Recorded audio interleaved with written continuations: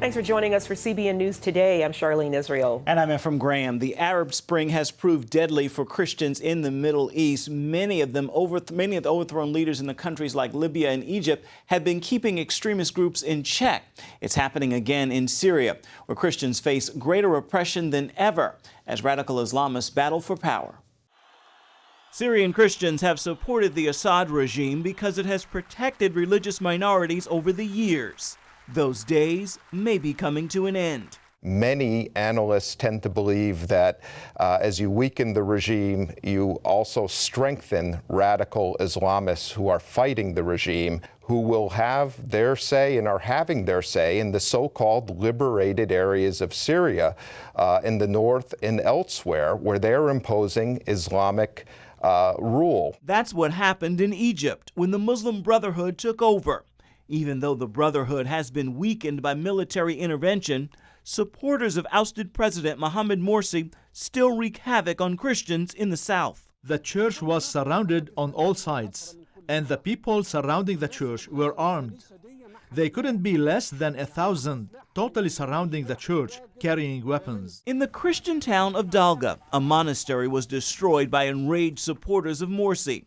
The ancient door was vandalized and other nearby churches were burned. We still don't have a church to pray at. We are still trying to clean them up. We have 4 churches in the area and we cannot pray in any of them. The Muslim Brotherhood in Dalga is also imposing a tax on Christians. It's called a jizya tax. According to author and translator Raymond Ibrahim, jizya is the money or tribute that conquered non-Muslims historically had to pay to their Islamic overlords, with willing submission and while feeling themselves subdued to safeguard their existence. It's already starting to happen in Syria. When rebels took over the ancient Christian town of Malula, witnesses say they gave a Christian shop owner 3 options: pay a $70,000 jizya tax, convert, or die. Many fear what will happen in Syria will be a replay of what happened in Iraq. And the Christian community of Iraq, which also, like the Christian community in Syria, has played such an important role in the heritage and culture and the perceptions of tolerance in those countries, had to flee because they were targeted by radical Islamists as well after Saddam Hussein was deposed. Many Christians are among the 2 million refugees who have already fled Syria. Secretary of State John Kerry is in Geneva today for high-stakes talks with Russia's foreign minister. The 2 days of talks will center around the Russian-backed plan for Syria to hand over its chemical weapons stockpile to the international community. But Russia's Vladimir Putin says he won't support a military strike against Syria if it doesn't comply. In an opinion piece in the New York Times, Putin criticized America's use of force in the Middle East. Putin writes the world sees America not as a model of democracy, but as relying solely on brute force. Meanwhile, the Washington Post reports the CIA has begun delivering weapons to the rebels in Syria. The crisis in Syria has some people looking at prophecies of the end time. Some Christians point to predictions in the Bible about Damascus. Like Isaiah 17, verse 1 says, a prophecy against Damascus. See, Damascus will no longer be a city, but will become a heap of ruins. And Florida Today reports some Christian bookstores have seen an increase in the sales of books related to prophecy and the end times. But others say they do not see any connection between what's happening in Syria and predictions about the end of the world. Dr. Cornelius Becker is an ordained minister and a professor at the School of Business and Global Leadership at Regent University. On CBN's Newswatch, Wendy Griffith asked him how Christians should be praying for Syria. There are certain things that's happening in Syria right now that match some of these prophecies, but we cannot say it's the ultimate fulfillment. It's at this point in time that I think we can ask and we can pray that Syria and Egypt and Damascus would remember their Creator, that they would return back to Christ. Wendy, I'm sure you know that Damascus at one point was a center for the church, that Syria was the hotbed of early Christianity. Right. And maybe that's the way that we can pray. May they return back to their ancient roots of Christian faith. You can see the full interview with Dr. Becker at our website, cbnnews.com. New satellite images suggest North Korea is restarting its nuclear activity. A member of a U.S. research institute says the country is back at work on a plutonium reactor. But the revelation is not a surprise. Pyongyang announced its plans back in April. It was one of the many threats made to the U.S. and South Korea after the country faced tough international censure over its nuclear and rocket tests. The restarted reactor was actually closed back in 2007 under the terms of a disarmament agreement. The number of regulations for Obamacare have been growing ever since the law was passed in March of 2010. CNS News reports the regulations add up to 10,516 pages in the Federal Register, more than 8 times as many pages as in the Gutenberg Bible. The regulations so far cover things from an excise tax on tanning services, 546 pages on hospital payment systems, and 196 pages on electronic health records. Many businesses have been cutting back on health insurance and the hours some employees are working because of Obamacare. In less than a month, the Obama administration will launch healthcare exchanges where Americans seeking coverage can shop for and compare health plans. It's a major step in the implementation of Obamacare. But some are concerned the plan could pose privacy risks to those who sign up. John Jessup reports. While conservative lawmakers threaten to shut down the government over whether to defund Obamacare, one aspect of the law appears to pose a potential threat to your privacy. I think there's a lot of concern around how the government just generally safeguards information. For Obamacare to work, the government set up the Federal Data Services Hub, designed to help see if people who enroll in Obamacare qualify for extra government payments. It will pool people's personal info from the IRS, Social Security Administration, and other agencies, storing data about Americans' income, employment, and tax returns, and has been described as the largest consolidation of personal information in history. I also want to assure you and all Americans that when they fill out their marketplace applications, they can trust that the information they're providing is protected through the highest privacy standards, and the technology underlying this application process has been tested and is secure. But that pledge has been called into question. A recent Health and Human Services audit reported the administration can't verify whether the system can protect that information from computer hackers or cyber attacks, and probably won't be able to make it safe before the health exchanges launch on October 1st, and maybe not even then. What's more, the system can also include even more personal information that people voluntarily provide when they sign up for plans, like how big their family is or how old family members are. Scott Gottlieb, a physician and former official with the Food and Drug Administration, worries that information could get into the wrong hands. In August, the Obama administration denounced federal and state partners who will help people apply for their insurance plans under the Affordable Care Act. They're called navigators, and their personal assistance comes with a hefty price tag, $67 million awarded in grant money.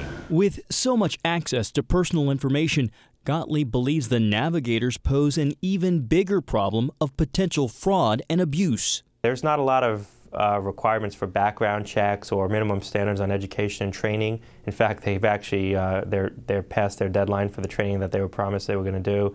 Critics of Obamacare have described the program as a healthcare law's version of the National Security Agency.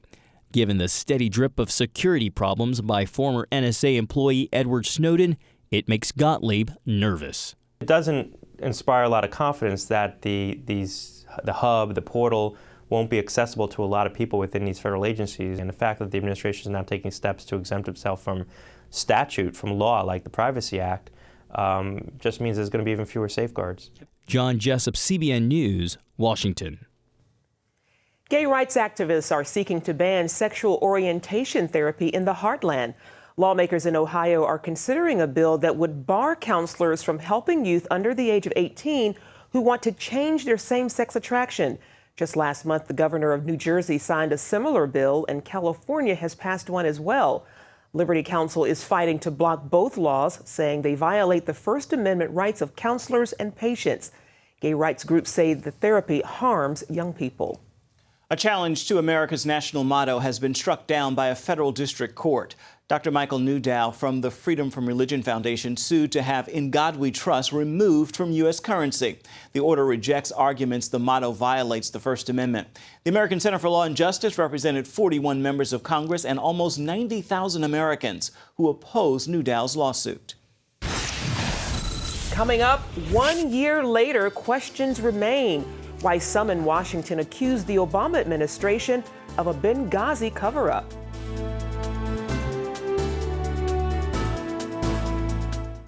Today we're on a field trip to discover what inflation is doing to our paper money. In this hand is a $20 bill, and in this hand is a $20 U.S. gold coin. They used to have the same buying power, but how much can they buy today? In this first basket is what my $20 bill buys: milk, bread, peanut butter, and jelly. And here's what one $20 gold coin will buy: 6 baskets full, worth nearly $2,000, almost 100 times more food, simply by owning gold dollars instead of paper dollars. History shows that the gold coins have been the best way to beat the rising cost of living. So class, the moral is that unless you want to live on peanut butter and jelly sandwiches in the future, you should turn some paper dollars into gold coins now. How and why is explained in a new book, The Great Debasement. Call the number below for a totally free copy. And that's the simple truth.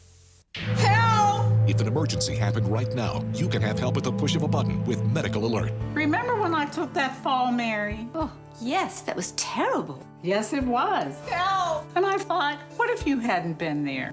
I ordered my Medical Alert the next day. I can't describe how safe I feel now with my Medical Alert. You didn't know I was wearing it, did you? Medical Alert is easy to install, waterproof, and covers you inside your home and out. It helps me feel safe from fires, break-ins. And of course, a Medical Alert. And if you don't have a home phone, don't worry. They have that covered. There's always help at the push of a button. Don't wait till you need it.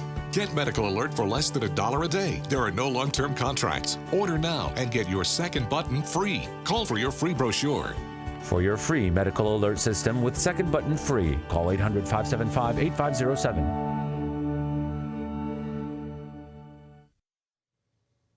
Thousands of bikers from around the country filled the streets of Washington, D.C. in a ride to honor the victims of the 9/11 terrorist attacks. The group, called 2 Million Bikers to D.C., planned to have a no-stop ride through the nation's capital, but they were denied a permit by the National Park Service and the Metropolitan Police Department. The ride was initially organized to protest the Million Muslim March. The bikers circled the Beltway and went into the streets of D.C. in smaller groups. People on the sidewalks enjoyed the sight of the riders and roars of their bikes, and many considered it patriotic. A new special report is calling for accountability from the Obama administration on the Benghazi massacre that left 4 Americans dead, including our ambassador.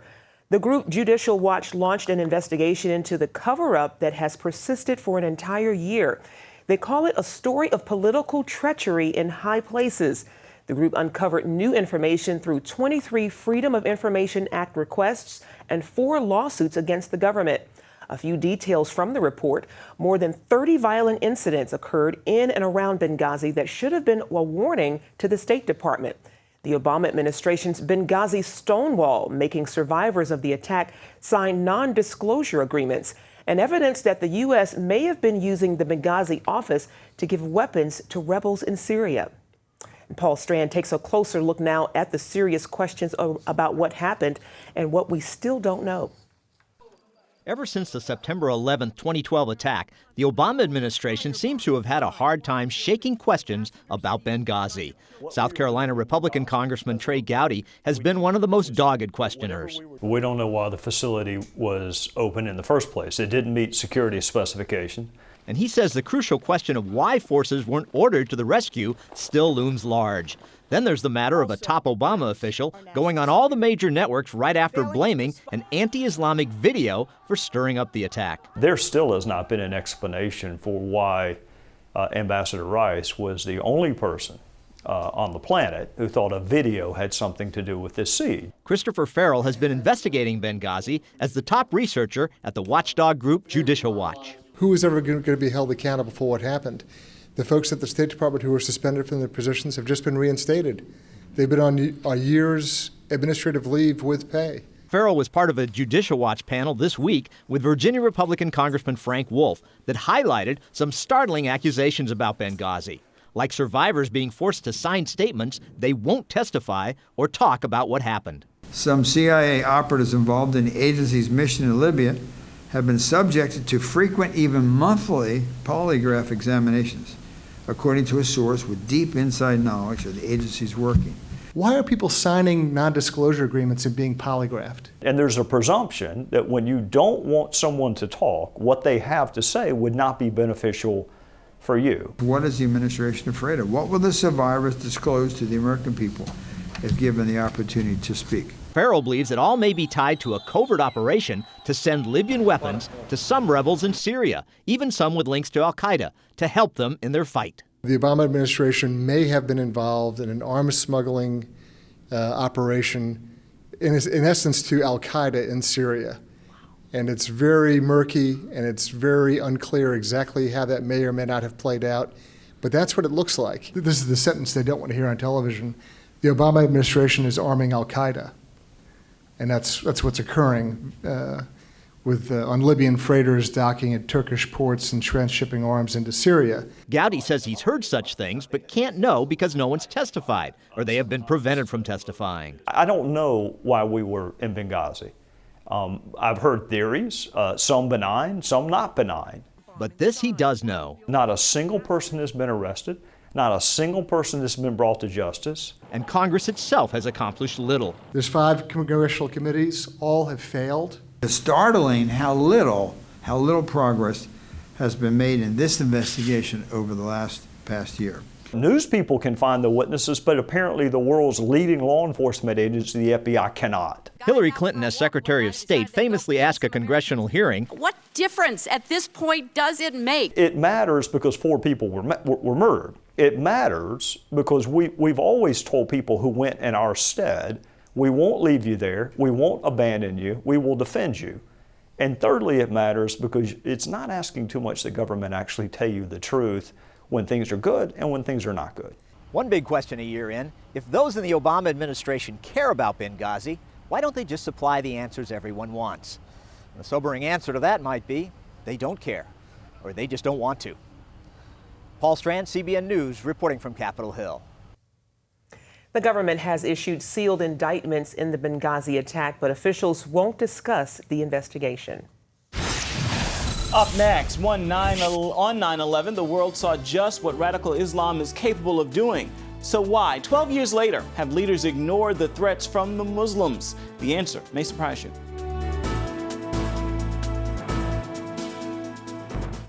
Attention sleep apnea patients. Are you tired of the expense and hassle of getting your CPAP and BiPAP supplies? Are you fed up with dealing with ill-fitting, leaking, or worn-out masks and straps? Are you worried about the effects that unsanitary tubes, cushions, and filters have on your health?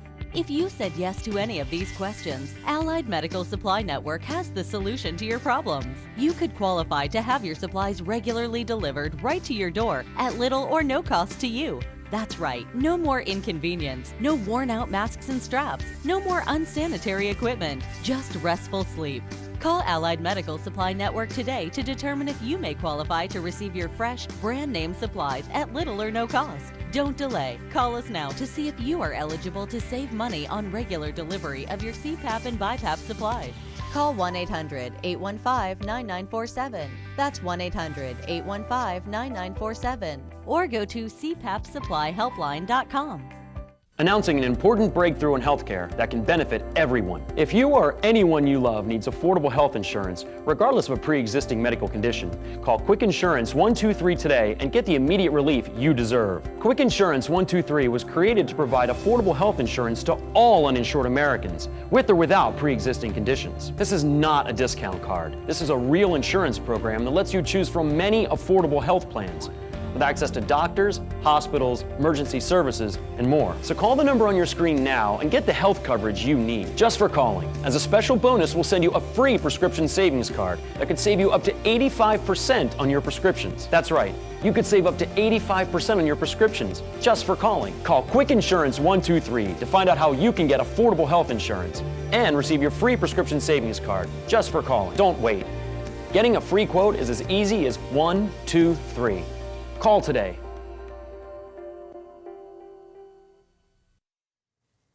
Well, this week marks the 12th anniversary of 9/11. But after all these years and the threats from terrorist leaders, political leaders around the world still refuse to face the threat of radical Islam. Till Hurd has the story.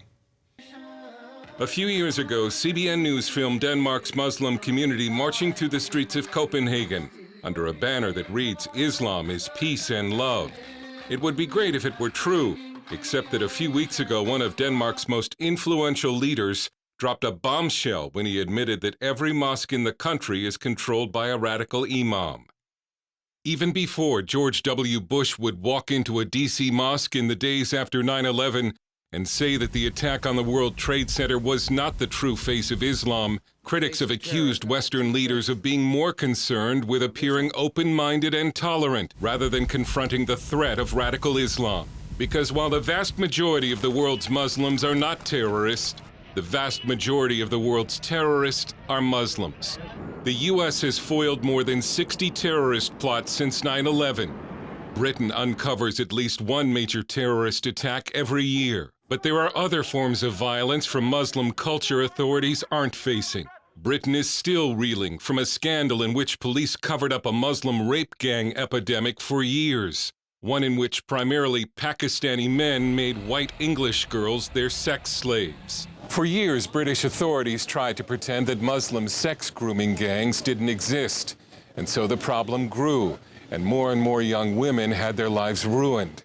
Muslim immigrant gangs in Britain are still so dangerous that when we try to interview rape gang victims, no one would go on camera. And even these friends of the victims insisted that their identities could not be shown. There's areas now where young girls just can't walk down their own street. People are too scared to come out and say what's going on. And the real scandal is that this has been going on for 20 years. And there's no policeman who's ever resigned over this. George Igler is director of the Discourse Institute in Britain. For 20 years, they just did not investigate. And the reason why they didn't investigate was just the inability to speak freely. The fact that something was taboo meant you couldn't talk about it. When British soldier Lee Rigby was beheaded in the streets of London by a Nigerian Muslim, one of British Prime Minister David Cameron's first orders of business was to appear open-minded and tolerant. He didn't look into the camera and say, "I am tripling base security immediately, we will find those who are responsible."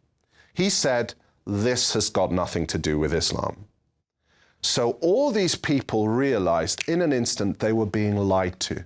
Cameron had to be corrected by an Islamic terrorist group that said, yes, the Rigby murder was because of Islam. Another issue politicians don't want to discuss is rape. Some are now calling Sweden the rape capital of the world. And in one study of a 5-year period, 4 out of 5 rapes were committed by Muslim immigrants. Norway has had its own rape epidemic against blonde Norwegian women by immigrant men. Some blondes have dyed their hair black or travel only in groups. Some wear Muslim hijabs or headscarves as protection against rape. Kristen Spitznogel is a therapist who has treated some of the victims. For them, I think the hijab is a symbolic marker which separates the submissive, proper Muslim women from what they see as the Norwegian horse. But when I say horse, I'm really just referring to their own words. This is what they told the journalists. Muslims and the European left continue their strange political partnership, while they're polar opposites when it comes to women's rights, abortion, and homosexuality. Muslims vote for the left, while the left grows its constituency by encouraging Muslim immigration and the spread of Islamic values. Third world immigrants to Denmark, something like 95% vote for the left. If they can open the floodgates for third world immigration, they can more or less secure and import their own voters. America, too, has been knowingly trying to advance the cause of Muslim radicals in Syria and Egypt. President Obama and Republican Senator John McCain have been pushing Congress to allow the U.S. to help the Syrian rebel movement, which includes al-Qaeda terrorists. And the president supported the ousted Muslim Brotherhood in Egypt against the will of the majority of Egyptians. It's what's been happening in virtually every Western nation since 9/11. Politicians not just pretending radical Islam is not the enemy, but actually helping it spread. Dale Hurd, CBN News. Spread of Islam is very real. I'll tell you, 9/11 opened a wide door. Yes, it did. definitely. It did indeed. Certainly a prayer point. Yes, indeed. Stay with us. We're coming right back. When you're driving along and your cell phone rings, do your eyes instantly go off the road? Then you need to get a grip. Hi, David Jones here with the new Grip Go, the most versatile hands-free mount that will instantly grip any phone for safe driving. Just attach the suction cup to your windshield or dash, and Grip Go grabs your phone ultra fast. Then it peels right off. And don't worry, there's no sticky residue left behind. The 360-degree pivoting mount allows you to always get the perfect viewing angle. It's even strong enough to grab and hold this expensive smartphone out the window. Yet it comes right off with ease. That's the advantage of Grip Go. You can get the amazing Grip Go with dashboard mount for only $14.95. We'll send you a second kit free. Just pay separate processing and handling. Get 2 complete Grip Go systems for just $14.95. To order Grip Go for $14.95 plus processing and handling, call 1-800-709-5259 or order online at getgripgo.com. Jim is 38, mortgage, married, 3 great kids. He wants to protect his family with a $500,000 term life insurance policy. What do you think it'll cost him? $100 a month? 60? 40? Actually, none of the above. Jim can get a $500,000 policy from a highly rated insurer for under $19 a month. His secret? SelectQuote. SelectQuote is impartial. They'll comparison shop the pick of insurance companies like these to give you a choice of your best prices. SelectQuote has great savings on term life for women, too. Jim's wife, Deidre, can get a $500,000 policy for under $16 a month. SelectQuote has helped make term life insurance affordable for hundreds of thousands of people since 1985. How about you? Just call this number or go to SelectQuote.com. SelectQuote. We shop, you save. Well, what would you do if you won the lottery? That's right. One Illinois man plans to use his winning to fund the dreams of his late wife. When Bob Veitner told his daughter he won $4 million, she thought he was joking. Maybe because just 5 years ago, he also won $100,000. His wife, Gail, passed away from cancer soon after his first win, and he used the winnings to pay for her medical bills. He worried he would have to close the ice cream parlor they opened together. That's not a job, that's fun. The kids, meeting the people, it's fantastic. It was a real simple prayer request that God would provide the means that he could retire. The ice cream shop's here forever now. It's not going anywhere. God bless him. Well, Bob hasn't used his winnings to buy anything extraordinary. He's just been able to retire and spend more time with his family at the ice cream shop. And God keep bless that him. shop open. Definitely. Nice. I love it. Well, that's it for now on CBN News Today. You can find more of our exclusive coverage of the issues you care most about at cbnnews.com. And tell us what you think about the stories you've seen here today. You can do that on Facebook or at CBN News on Twitter. Hope you'll join us again right here next time. Have a great day, everybody.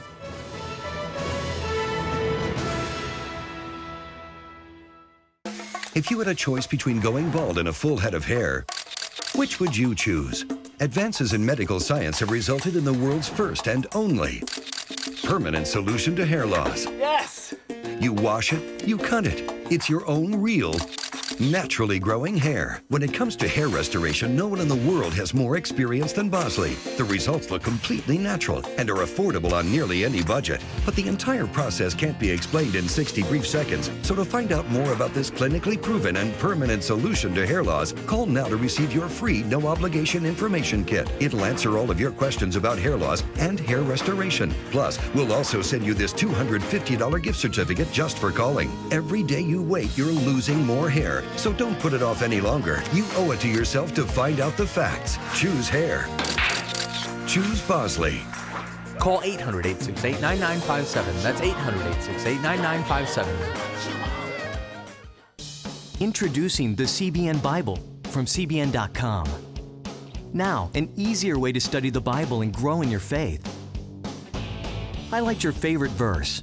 Read separate versions at a glance. Click and read a commentary. Or cross-reference your favorite verse using the Strong's Concordance. All the right tools to study the Bible, all in one place.